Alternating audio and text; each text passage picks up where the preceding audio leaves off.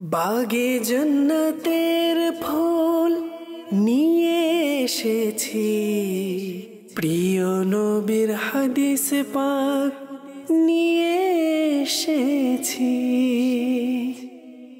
আলহামদুলিল্লাহি রাব্বিল আলামিন ওয়াসসালাতু ওয়াসসালামু আলা সাইয়্যিদিল আমবিয়া ওয়াল মুরসালিন, আম্মা বা'দ, ফাআউযু বিল্লাহি মিনাশ শাইতানির রাজীম। বিসমিল্লাহির রহমানির রহিম। আসসালাতু ওয়াসসালামু আলাইকা ইয়া রাসূলাল্লাহ, আসসালাতু ওয়াসসালামু আলাইকা ইয়া হাবিবাল্লাহ, আসসালাতু ওয়াসসালামু আলাইকা ইয়া নাবিয়াল্লাহ ওয়া আলা আলিকা ওয়া আসহাবিকা ইয়া নূরাল্লাহ। মাদানী চ্যানেলের দর্শকবৃন্দ, যারা যেখান থেকে আমাদেরকে দেখছেন, কাছে অথবা দূরে, দেশ কিংবা প্রবাসে, সকলকে জানাই এই অনুষ্ঠানের পক্ষ থেকে আন্তরিক শুভেচ্ছা এবং মুবারকবাদ। দর্শকবৃন্দ, আমরা আল্লাহর রসুল সাল্লাল্লাহু তাআলা আলাইহি ওয়াসাল্লামের নুরানি জবান মুবারকের হাদিসে মুবারকা নিয়ে এই অনুষ্ঠান সাজিয়েছি।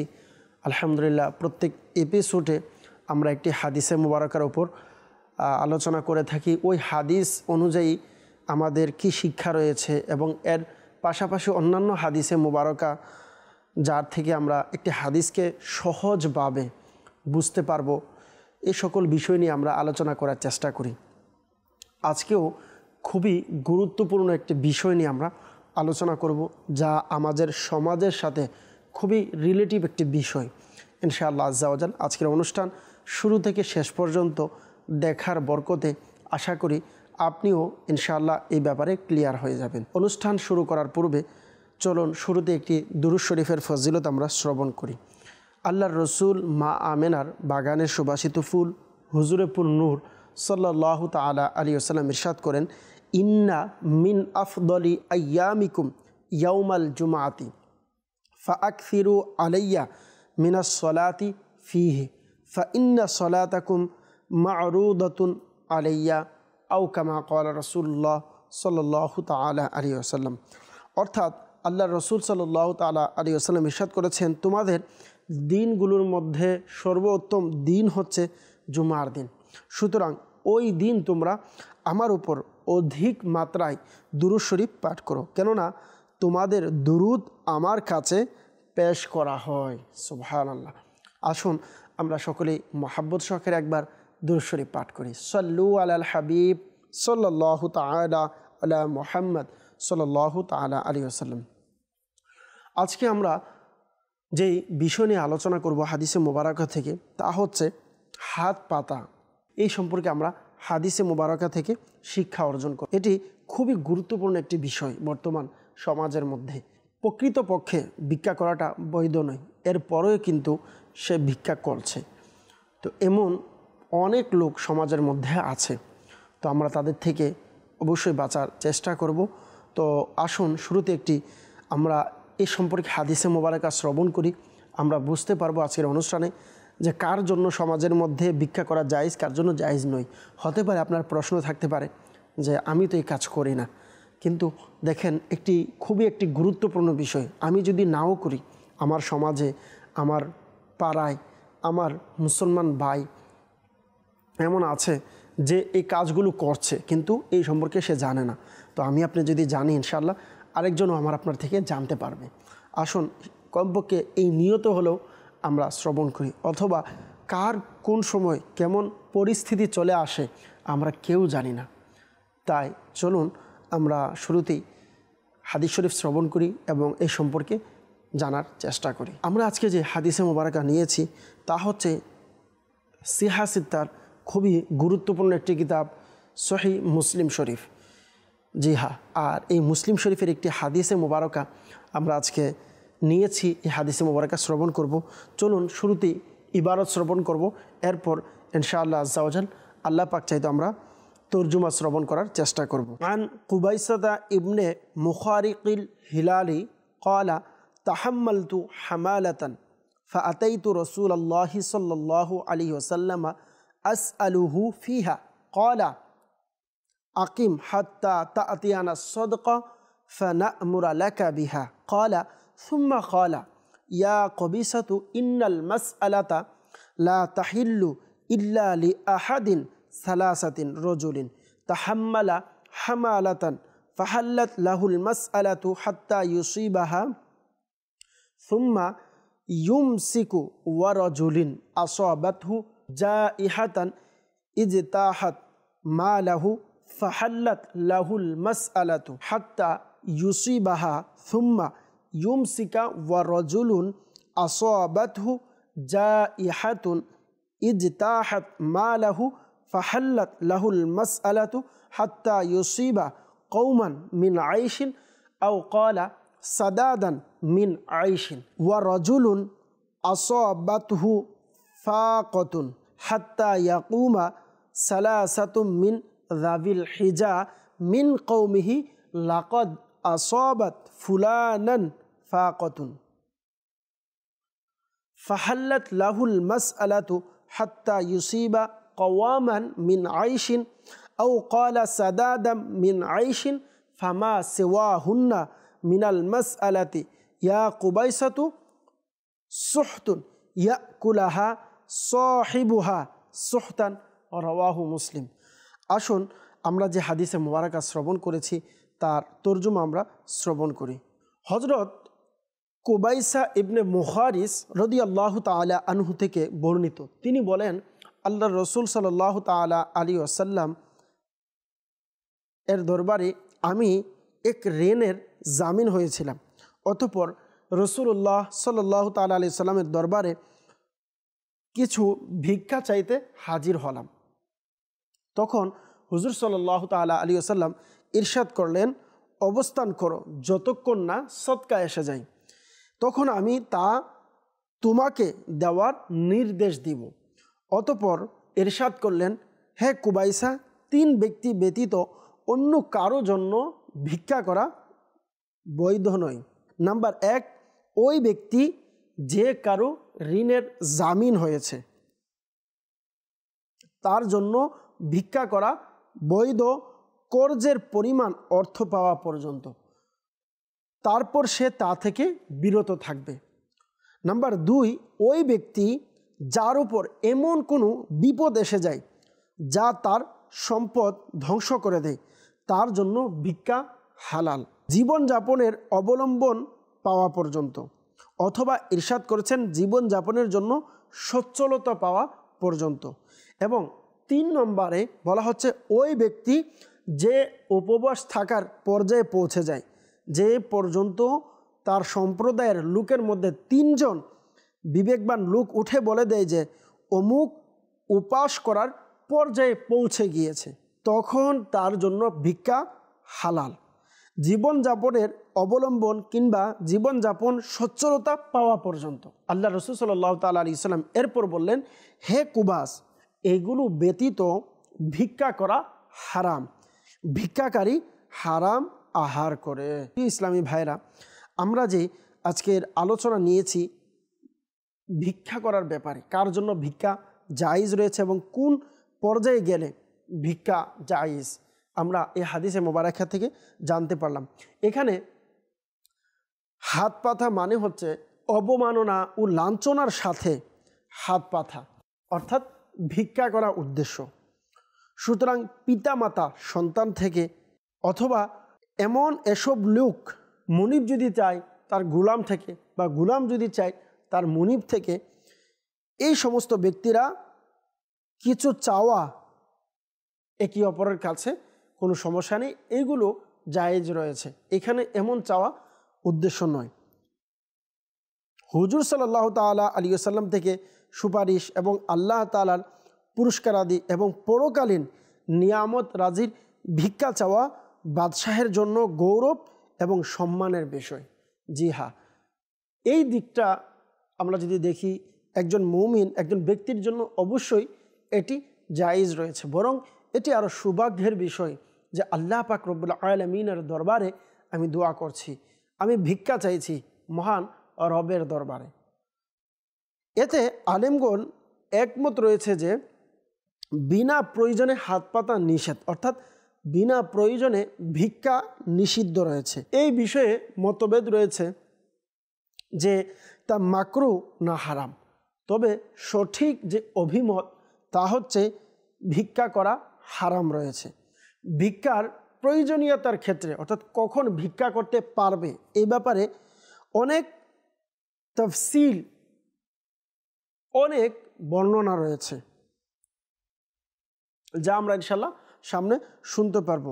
সদ্যব্য যে জাকাত ওয়াজিব হওয়ার নিসাব একটি, আর জাকাত গ্রহণ করা হারাম হওয়ার বিষয় এটি হচ্ছে আরেকটি ভিন্ন। কিন্তু ভিক্ষা করা হারাম হওয়া নিসাব হচ্ছে আরেকটি। ভিক্ষা করা যে হারাম হবে এটার জন্য নিসাব হচ্ছে আবার আরেকটি। তা হচ্ছে কি, যার নিকট শুধুমাত্র দুবেলা খাদ্য মজুদ থাকে অথবা উপার্জন করতে সক্ষম হয়, সে ভিক্ষা করবে না। আল্লাহু আকবার। প্রিয় ইসলামী ভাইরা, আমরা বুঝতে পারলাম যার নিকট শুধুমাত্র দুই বেলা খাবারের ব্যবস্থা আছে অথবা সে কাজ করে খেতে পারবে এমন সামর্থ্য তার রয়েছে, তার জন্য ভিক্ষা করা হারাম, তার জন্য ভিক্ষা জায়েজ নেই। প্রিয় ইসলামী ভাইরা, আসুন আমরা হাদিসে মোবারকা থেকে কি শিক্ষা অর্জন করতে পারলাম এবং এই হাদিসে মোবারকার সারমর্ম কি রয়েছে, আসুন তা আমরা শ্রবণ করার চেষ্টা করি। এখানে হযরত কুবাইস রাদিয়াল্লাহু তাআলা আনহু যে কথা বলেছেন যে জামিন হওয়া মূলত উদ্দেশ্য, আর এই ধরন যে কোনো ব্যক্তির জামিন হওয়ার ধরন এখানে দুটি হতে পারে। যেমন একটি হচ্ছে সম্প্রদায়ের মধ্যে যদি আমরা দেখি রক্তপণ অথবা অন্য কোনো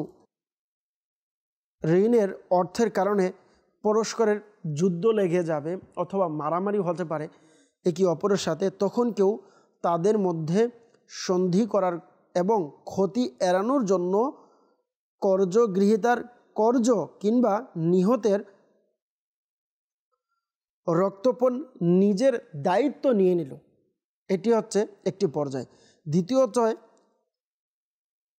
অর্থে বিপর্যয় দূরীকরণ কিংবা পরস্পরের সন্ধি করার জন্য অর্থের জামিন হয়ে যাওয়া অথবা নিজ দায়িত্বে নিয়ে নেওয়া এখানে উদ্দেশ্য হয়ে। অর্থাৎ ওই সাহাবী কুবাইসা রাদিয়াল্লাহু তাআলা আনহু বললেন যে আমি হুজুর সাল্লাল্লাহু তাআলা আলাইহি সাল্লামের কাছে কিছু অর্থ দান নেওয়ার জন্য আমি গিয়েছি। হুজুর সাল্লাল্লাহু আলাইহি সাল্লাম যেন আমাকে কিছু অর্থ দান করেন, যা দ্বারা আমি ওই কর্জ পরিশোধ করে দিই অথবা ওই রক্তপণ দিয়ে দিই সেই জন্য। প্রিয় ইসলামী ভাইয়েরা, মনে রাখবেন সদকা মানে হচ্ছে প্রকাশ্য সম্পদ। পশু ফসলাদির জাকাত এইগুলো হচ্ছে ইসলামী যিনি নেতা রয়েছে তা উসুল করবে, অথবা প্রকাশ্য সম্পদ সোনা রূপা ইত্যাদি জাকাত ধনী সাহাবিগণ হুজুর সাল্লাল্লাহু আলাইহি সাল্লামের পবিত্র দরবারে হাজির করতেন, যাতে হুজুর সাল্লাল্লাহু আলাইহি সাল্লাম দানগুলো কবুল হয়। হুজুর সাল্লাল্লাহু আলাইহি সাল্লামের দরবারে দানগুলো কবুল হয়। অর্থাৎ আল্লাহ রাসূল সাল্লাল্লাহু আলাইহি সাল্লাম ইরশাদ করলেন, হে কুবাইসা, জাকাত উসুল হওয়া পর্যন্ত অপেক্ষা করো, তারপর তা থেকে তোমার জামানতের টাকা পরিশোধ করে দেওয়া হবে। অর্থাৎ আল্লাহ রাসূল সাল্লাল্লাহু তাআলা আলাইহি ওয়াসাল্লাম এর দরবারে এই প্রকাশ্য যে জাকাতের সম্পদ বা অন্য যেই আমরা শুনেছি এগুলো আল্লাহ রাসূল সাল্লাল্লাহু আলাইহি সাল্লাম ওই সাহাবীকে বলেছেন, আমার কাছে আসা পর্যন্ত তুমি অপেক্ষা করো। এগুলো যদি আসে আমার কাছে, জাকাত এই সমস্ত সম্পদ, তো সদকা আসার পর তোমার কাছে দিলে তুমি তা আদায় করতে পারবে। আল্লাহ রসুল সাল্লাল্লাহু তাআলা আলাইহি ওয়াসাল্লাম এখানে এটিই বুঝিয়েছেন। আমরা এ থেকে এটাও বুঝতে পারলাম, এই হাদিসে মোবারক থেকে এটিও শিক্ষা অর্জন করতে পারলাম যে এমন ব্যক্তি যদি জামিন হয়, যিনি ধনী সম্পদশালী, যে অনেক টাকার মালিক রয়েছে কিন্তু সে কারো জামিন হয়েছে, তখন সে চাইলে সদকা চাইতে পারে, আরেকজনের নিকট চেয়ে সে নিয়ে নিতে পারে। কেননা এই চাওয়া সে নিজের জন্য চায়নি, বরং ওই ঋণগ্রস্ত গরিব সে যার জামিন হয়েছে তার জন্য, তা আদায় করার জন্য সে চাইতে পারবে। মহান রব তাআলা আল্লাহ পাক রব্বুল আলামিন কুরআনুল কারীমের মধ্যে যে জাকাতের 7টি খাত বয়ান করেছেন, এগুলোর মধ্যে একটি খাত হচ্ছে গরিমিন, অর্থাৎ ঋণগ্রস্তগণ এখানে উল্লেখ করেছেন। এই হাদিস থেকে আমরা বুঝতে পারলাম এমন ব্যক্তি যে ধনী ছিল, আপদ এসে অথবা বিপদ এসে সম্পদ ধ্বংস করে তাকে গরিব করে দিল, এমন ব্যক্তি যদি হয় তাহলে যদিও সে সুস্থ এবং উপার্জন করার শক্তি তার কাছে আছে, কিন্তু সে উপার্জন করার পূর্বে পর্যন্ত, সে নিজেকে সচ্ছল করা পর্যন্ত যে সময়টা আছে, ওই সময়টা যদি সে চায় তাহলে সে ভিক্ষা করতে পারবে। তবে হ্যাঁ, সে যখন সচ্ছল হয়ে যাবে, তার চলার প্রায়োরিটি যখন নিজের কাছে চলে আসবে, তখন তার জন্য আর জায়েজ হবে না। এর আগ পর্যন্ত তার জন্য জায়েজ হবে। সে যদিও পূর্বে ধনী ছিল, এখন কোনো বিপদ এসে, হঠাৎ কোনো এমন বিপদ আসলো যার কারণে সে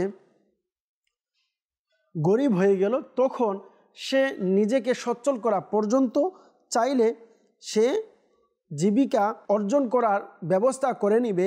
এর আগ পর্যন্ত সে চাইলে ভিক্ষা করতে পারবে, এবং যখন সে উপার্জনের ব্যবস্থা পেয়ে যাবে তখন সে ভিক্ষা থেকে বিরত থাকবে। প্রিয় ইসলামী ভাইয়েরা এবং মাদানী চ্যানেলের দর্শকবৃন্দ, আমরা যে হাদিসে মোবারকা শ্রবণ করেছি, এই হাদিসে মোবারকায় এটার মধ্যে এটাও শর্ত করা হয়েছে, যার সম্পর্কে মানুষের সন্দেহ হয় যে সে ধনী কিন্তু বিনা প্রয়োজনে ভিক্ষা করছে কিনা।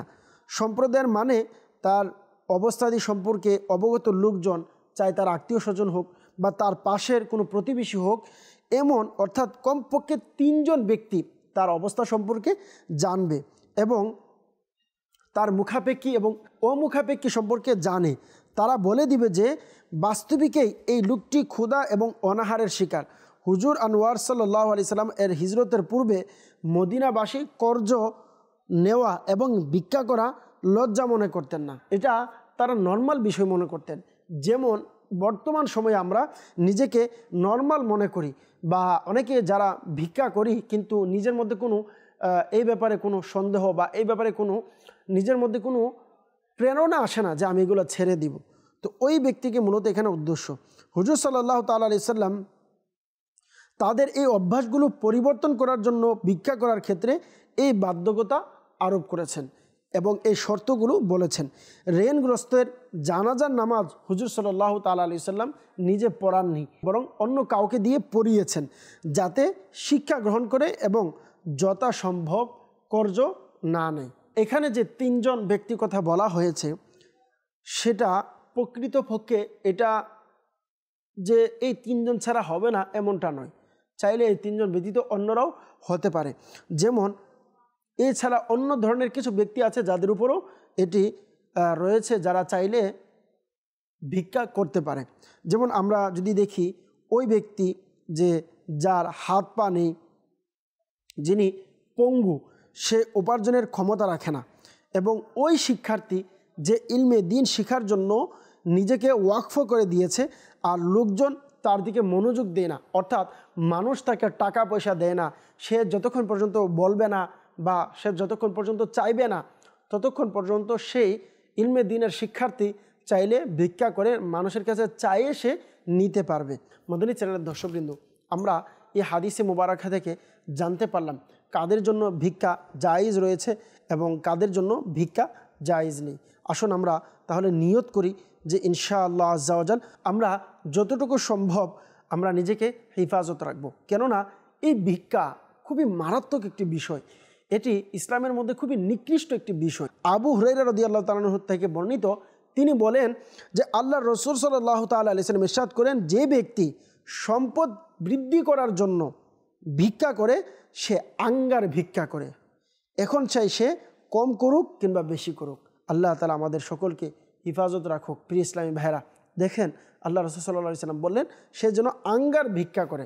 তাহলে আমাদের উচিত এই সমস্ত কাজ থেকে নিজেকে বিরত রাখার। আল্লাহ পাক রব্বুল আলামিন আমাদের সকলকে এই সমস্ত কাজ থেকে বেঁচে থাকার তৌফিক দান করুক। হযরত আব্দুল্লাহ ইবনে উমর রাদিয়াল্লাহু তাআলা আনহু থেকে বর্ণিত, তিনি বলেন আল্লাহ রাসূল সাল্লাল্লাহু আলাইহি ওয়াসাল্লাম নিজেই ইরশাদ করেছেন, আল্লাহ রাসূল সাল্লাল্লাহু তাআলা আলাইহি ওয়াসাল্লাম ইরশাদ করেছেন যে লোকজনের নিকট মানুষ ভিক্ষা করতে থাকে, শেষ পর্যন্ত সে কিয়ামতের দিন এমনভাবে আসবে যে তার চেহারাতে গোশতের টুকরা থাকবে না। আল্লাহ আল্লাহ আল্লাহ পাক রব্বুল আলামিন আমাদের সকলকে এইগুলো থেকে হেফাজত থাকার তৌফিক দান করুক। আমিন বিজাহিন নবিল আমিন সাল্লাল্লাহু তাআলা আলাইহি ওয়াসাল্লাম। মাদানী চ্যানেলের দর্শকবৃন্দ, অনেকে আছে ভিক্ষা করার ক্ষেত্রে জেদ করে। আমি যদি দিতে না চাই বা কেউ যদি দিতে না চায়, তখন তাকে এমন পরিস্থিতির মধ্যে ফেলে দেয় সে যেন ভিক্ষা দেয়, লজ্জায় পরে যেন ভিক্ষা দেয়। দিতে না চান আমরা জোর জবরদস্তি করি যাতে আমাকে ভিক্ষা দেয়, এমন পরিস্থিতি আমরা অনেকেই করে থাকি। আসুন এই সম্পর্কে একটি হাদিসে মুবারক আমরা শ্রবণ করি। হযরত মুআবিয়া রাদিয়াল্লাহু তাআলা আনহু থেকে বর্ণিত, তিনি বলেন যে আল্লাহ রাসূল সাল্লাল্লাহু তাআলা আলাইহি ওয়াসাল্লাম ইরশাদ করেছেন, ভিক্ষা চাওয়ার মধ্যে জেদ করো না। আল্লাহর শপথ, এমন হতে পারে না যে তোমাদের মধ্যে কেউ আমার নিকট ভিক্ষা চাইবে অথচ আমি অসন্তুষ্ট থাকি, তখন তাকে আমার দানের মধ্যে বরকত দেওয়া হবে। এমনটা হতেই পারে না, আল্লাহ রাসূল সাল্লাল্লাহু আলাইহি সাল্লাম হাদিসে পাকের মধ্যে বললেন। অর্থাৎ আমরা যদি দেখি, আল্লাহ রাসূল সাল্লাল্লাহু আলাইহি সাল্লাম বললেন যে ভিক্ষা করতে গিয়ে হঠাৎ করে জিদ করা বা এভাবে বলা যে সামনের লোককে নিতে চাচ্ছে না, সে ব্যক্তি নিজের পকেট থেকে টাকা বের করে তাকে দিতে চাচ্ছে না, কিন্তু এরপরেও তুমি তাকে ছাড়ছ না ভিক্ষা দেওয়ার জন্য। ভিক্ষা করার এই দোষ, সেটার উপর জেদ করা আরও 10 গুণ বেড়ে যায়। ভিক্ষা করা তো একটি দোষ, কিন্তু এর উপরে জেদ করা আরও বড় দোষ। কেননা আল্লাহ পাক রব্বুল আলামিন বলেছে, লা ইয়াসআলুনা নাসা ইলহাফা। এই আয়াতের মধ্যে আকতে মিনতি করতে হয়, অর্থাৎ জিদ করতে পারবে না। আল্লাহ রাসূল সাল্লাল্লাহু তাআলা আলাইহি ওয়াসাল্লাম এর হাদিসে মুবারকের সাথে দেখেন আল্লাহ পাক রব্বুল আলামিন কোরআনুল কারীমের মধ্যেও এই আয়াতে মুবারকের মধ্যে এটি বর্ণনা করেছেন। তাহলে আমাদের উচিত মানুষের কাছে জেদ না করা, কারণ আল্লাহ রাসূল সাল্লাল্লাহু আলাইহি ওয়াসাল্লাম এটি বলে বুঝিয়ে দিয়েছেন যে হুজুর সাল্লাল্লাহু তাআলা আলাইহি ওয়াসাল্লাম ইরশাদ করেছেন যে ভিখারি জেদ কিংবা জোর জবরদস্তি করে ভিক্ষা করার মাধ্যমে উসুল করে দিতে চায় না এমন ব্যক্তির কাছে যদি সে নিয়েও টাকা বের করে ফেলে, তাহলে এটি মারাত্মক একটি বরকত শূন্যতা হবে। অর্থাৎ যিনি দিবে সেও কোনো বরকত পাবে না। ইমাম গজ্জালী আলাইহির রহমা খুবই সুন্দরভাবে বলেন যে অভাবী লোক এই কথা জেনেও ভিক্ষা নেই যে দাতা নিহক লজ্জার কারণে দিচ্ছে, অর্থাৎ ভিক্ষা দিতে তার অন্তর চাচ্ছে না যে তাকে ভিক্ষা দিবে, তার এই অর্থে ভিক্ষা নেওয়া তার জন্য হারাম রয়েছে। হায় হায়, আল্লাহ পাক রব্বুল আলামিন আমাদের সকলকে এগুলো থেকে বাঁচার তৌফিক দান করুক। মনে রাখবেন, ভিক্ষা চাওয়া এক জিনিস, দিনের জন্য সদকা চাওয়া আরেক জিনিস। আমরা এটা আবার এমন মনে না করি দিন ইসলামের জন্য, দিনের সুন্নিয়তের কাজের জন্য, মাদ্রাসা মসজিদের জন্য যদি চাওয়া হয় এটি হচ্ছে সৌভাগ্যের বিষয়, এবং এটিতে জেদ করা বা একটু কঠিন করে বলাটাও এটা হারাম নয়, বরঞ্চ এখানে উদ্দেশ্য হচ্ছে নিজের জন্য ভিক্ষা করাটা হচ্ছে হারাম, বা জিদ করাটা এটি আরও বেশি বড় অপরাধ।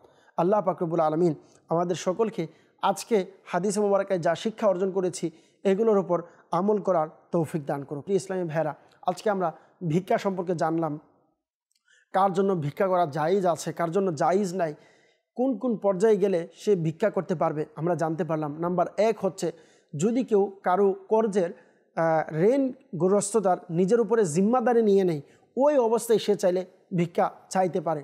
দ্বিতীয়ত, আমরা যদি দেখি এমন কোনো ব্যক্তি এমন বিপদে পড়েছে যে সে পূর্বে অনেক ধনী ছিল, হঠাৎ কোনো বিপদে, হঠাৎ কোনো ঝড়ের কারণে তার সমস্ত সম্পদ চলে গেল, সে এমন দিশেহারা হয়ে গেল, তার কাছে খাবারের টাকা নেই, কোনো কিছু নেই, সে নিজেকে উপার্জনের উপযুক্ত করার পূর্বে পর্যন্ত সে চাইলে ভিক্ষা করতে পারবে। এই হাদিসে মোবারকে থেকে আমরা আরেকটা জিনিস জানতে পারলাম। তৃতীয় নম্বর হচ্ছে, ওই ব্যক্তি যে দিন ইসলামের জন্য, দিন শিখার জন্য, ইলমে দিন শিখার জন্য নিজেকে ওয়াকফ করে দিয়েছে এমন ব্যক্তি, এবং শর্ত হচ্ছে যে সে যদি মানুষের কাছে না চায়, না বলে, তাহলে মানুষও তাকে কোনো কিছু দিচ্ছে না, তখন ওই ক্ষেত্রে সে চাইলে ভিক্ষা চাইতে পারবে। এবং যারা ভিক্ষা করে বলা হচ্ছে তারা মূলত কোনো টাকা ভিক্ষা করছে না, তারা জ্বলন্ত আগুনকে ভিক্ষা করছে। আল্লাহ পাক রব্বুল আলামিন আমাদের সকলকে এই ইসলামের একটি নিকৃষ্ট কাজ থেকে আমাদের সকলকে হেফাজত থাকার তৌফিক দান করুক। মনে রাখবেন, ইসলামের নিকৃষ্ট কাজ ওই ব্যক্তির জন্য হবে যে আসলে ভিক্ষার উপযুক্ত নয় কিন্তু ভিক্ষা করছে। হ্যাঁ, যদি এমন ব্যক্তি হয় যে তার কাছে উপযুক্ত সকল কিছু পাওয়া যাচ্ছে যে ভিক্ষা করতে পারবে। আমরা জানতে পারলাম কারো কাছে 2 দিনের খাবার অথবা উপার্জনের মাধ্যম থাকার পরেও সে চাইলে উপার্জন করতে পারবে এমন ব্যক্তিকেও ভিক্ষা করা হারাম রয়েছে। আল্লাহ পাক রব্বুল আলামিন আমাদেরকে বোঝার তৌফিক দিক। আজকের অনুষ্ঠান থেকে আমরা হাদিস থেকে এটাও শিক্ষা অর্জন করতে পারলাম, কাউকে জিদ করে টাকা নেওয়াটা, ইমাম গাজ্জালি আলাইহির রহমা ইনিও বলেছেন যে এটি হচ্ছে হারাম, এবং হাদিসে মুবারকে বলা হচ্ছে এটি হচ্ছে অনেক বড় একটি অপরাধ। আল্লাহ তাআলা আমাদের সকলকে যা শুনেছি আজকের হাদিসে মুবারকায় তা স্মরণ রেখে আমল করার তৌফিক দান করুক, আমিন বিজাহিন নবীল আমিন সাল্লাল্লাহু তাআলা আলাইহি ওয়াসাল্লাম। মাদানী চ্যানেলের দর্শকবৃন্দ যারা আমাদের সঙ্গে ছিলেন এতক্ষণ, আপনাদের সকলকে মুবারকবাদ জানিয়ে আগামী পর্ব দেখার আমন্ত্রণ জানিয়ে এই মুহূর্তে এখান থেকে বিদায় নিব। ইনশাআল্লাহ আগামী পর্বে আবারও দেখা হবে। এই পর্যন্ত সকলেই ভালো থাকুন, সুস্থ থাকুন, মাদানী চ্যানেল দেখতে থাকুন। সল্লু আলাল হাবিব সাল্লাল্লাহু তাআলা আলা মুহাম্মদ সাল্লাল্লাহু তাআলা আলাইহি ওয়াসাল্লাম। বাগে জান্নাতের ফুল নিয়ে এসেছি, প্রিয় নবীর হাদিস পাক নিয়ে এসেছি।